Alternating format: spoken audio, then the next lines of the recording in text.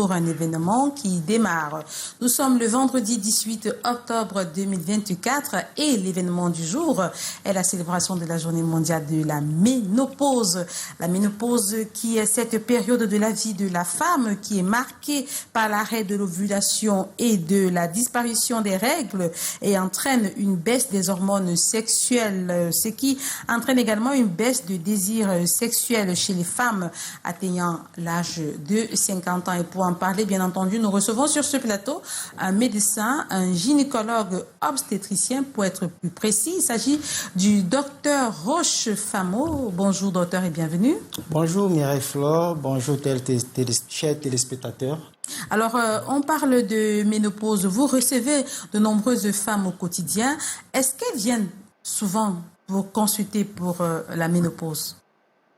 Alors déjà, avant de commencer mes propos, j'aimerais d'abord planter le décor en définissant le mot ménopause, parce qu'il y a plusieurs téléspectateurs peut-être qui nous écoutent et ne connaissent pas vraiment ce que c'est que la ménopause. Alors la ménopause vient du mot méno, en grec qui veut dire règle, et pause qui veut dire arrêt.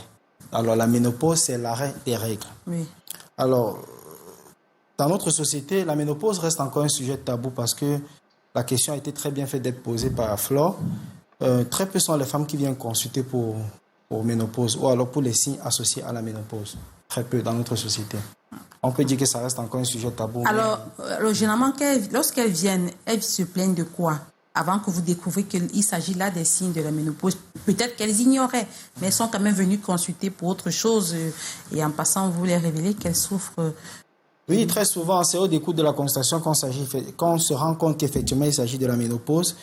Très souvent, il s'agit de fatigue, de prise de poids qu'elle n'arrive pas à contrôler, de douleurs articulaires et quelques rares fois de bouffées de chaleur.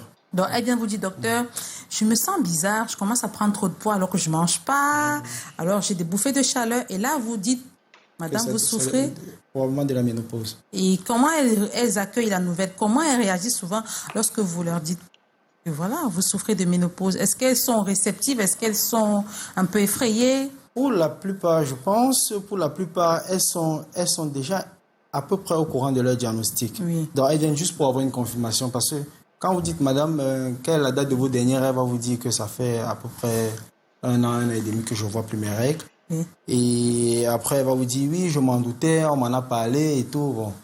Moi, je pense que le problème dans notre société, c'est que la ménopause, puisque c'est une perte un peu de la féminité de la femme, puisqu'elle ne voit plus ses règles, les femmes ont un peu peur d'en parler parce qu'elles ont peur d'être vues d'une façon différente.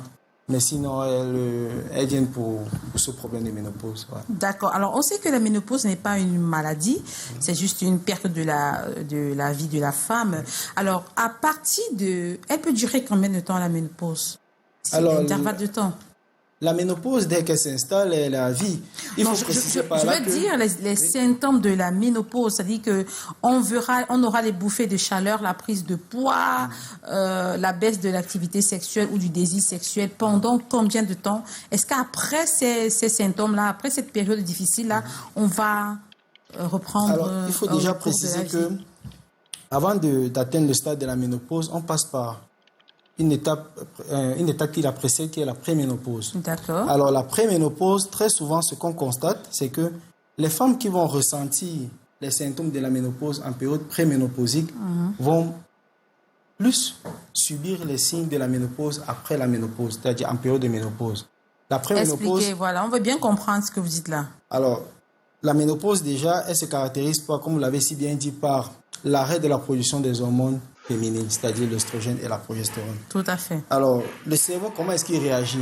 Il se dit, tiens, peut-être que les ovaires, qui est l'organe génital féminin, ne produit plus assez d'hormones parce que le cerveau n'envoie plus assez d'informations au niveau des ovaires. Qu'est-ce qu'il fait? Il augmente sa production de gonadotrophines, ce sont ces hormones-là. Et ce sont cette production excessive de gonadotrophines qui est responsable de ces symptômes de ménopause, particulièrement les bouffées de chaleur. D'accord. Alors, en périménopause, la femme va constater tout doucement qu'elle a une perturbation de ses cycles menstruels. Elle va voir ses règles une fois sur 3, une fois sur 4. Et parfois, pendant cette période, elle peut venir consulter pour des bouffées de chaleur. Et dans l'interrogatoire, on va voir que la dame est en période périménopausique. Mais le constat est que ces femmes qui souffrent... Et cette période périménopausique peut se venir à 30 ans ou à 40 ans? Non, il faut comprendre déjà qu'il y a des ménopauses précoces. Oui. Alors, la ménopause, déjà, c'est un état qui arrive autour de 50-52 ans. Oui, je voudrais qu'on reste sur la phase périménopausée, oui. parce que c'est très important. Il faudrait bien qu'on sache. Elle apparaît à partir de 40 ans. Oui, 40 ans. À partir de 40 ans. On peut avoir une phase périménopausée sans forcément faire une ménopause précoce. On peut avoir une phase périménopausique sans faire forcément une ménopause précoce. Oui, parce que là, vous êtes en train de parler qu'il y a des dames qui viennent pour autre chose et on constate qu'elles sont déjà en train de faire une phase périménopausique alors qu'elles ne sont pas encore en train de rentrer dans la... Elles ne sont pas encore prêtes pour rentrer dans la ménopause. C'est pas encore l'âge. Justement, si elle fait une phase périménopausique précoce, elle va entrer en ménopause précoce, bien évidemment. Bien évidemment, c'est ça.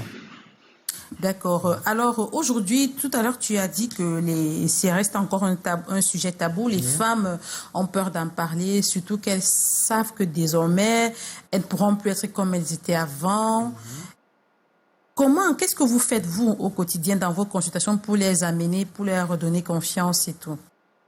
Alors déjà, il faut commencer par les rassurer en leur faisant comprendre que c'est un passage obligatoire de la vie de la femme. C'est-à-dire toutes les femmes vont passer par la ménopause. Maintenant, elles vont la vivre de façon différente en fonction des symptômes. Alors déjà, comme je le disais tantôt, il faut les rassurer, il faut leur faire comprendre que ce sont des symptômes qui sont gérables. Il y a des traitements qui existent, comme les traitements hormonosuppressifs qui sont bien encadrés par des indications. Et il existe également des compléments alimentaires qui permettent de gérer ces bouffées de chaleur.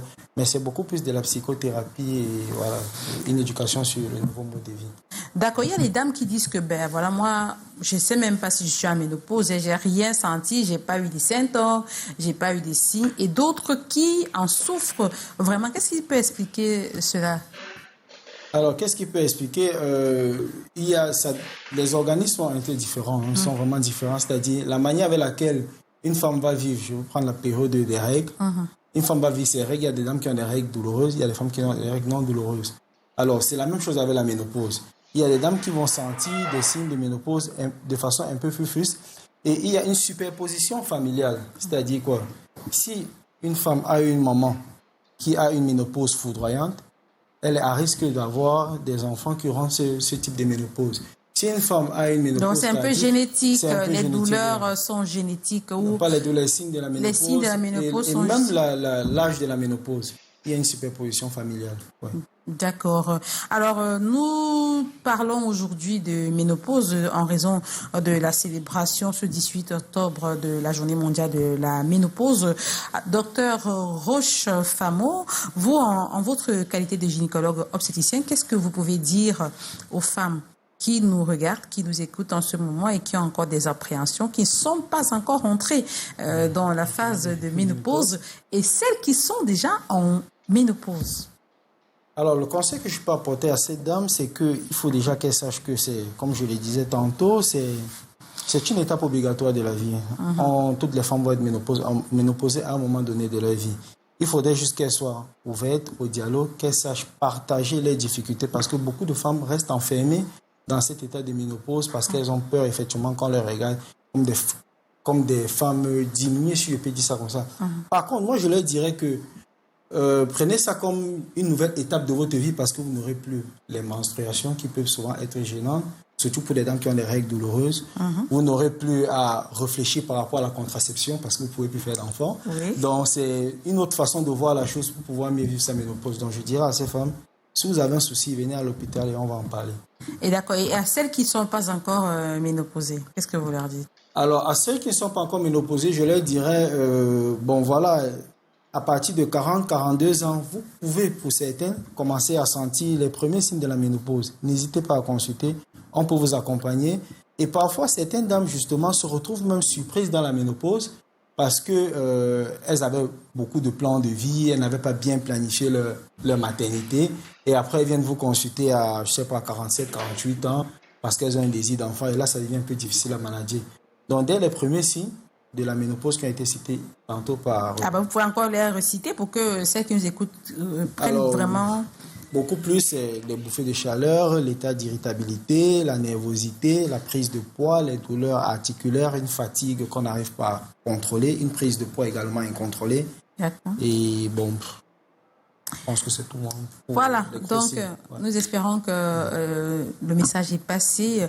Les dames qui ne sont pas encore en phase de ménopause et qui nous écoutent ce jour devraient beaucoup plus bien planifier les naissances pour ne pas être surprise par l'arrivée de la ménopause et au moment où on a le désir de faire un enfant. Donc on retient que la ménopause, elle peut être précoce à partir de 40 ans et tardive à partir de 60.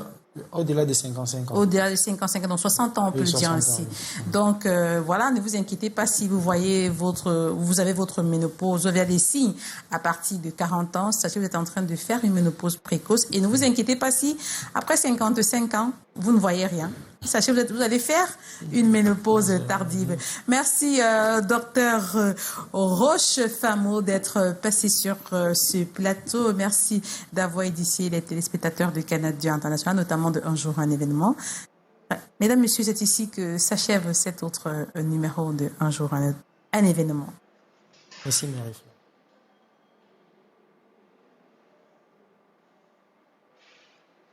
Encore à Marie-Fleur.